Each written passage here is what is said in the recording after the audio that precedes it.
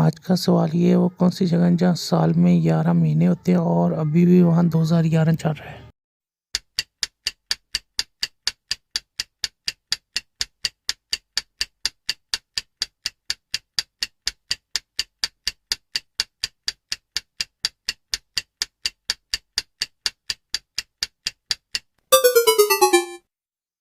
जवाब है अफ्रीका का शहर Ethiopia.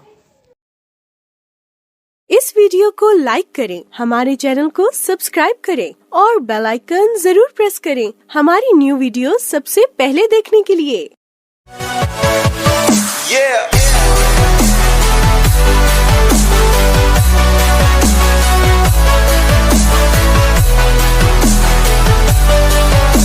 For more updates, subscribe to our channel, click the show links and enjoy watching the videos.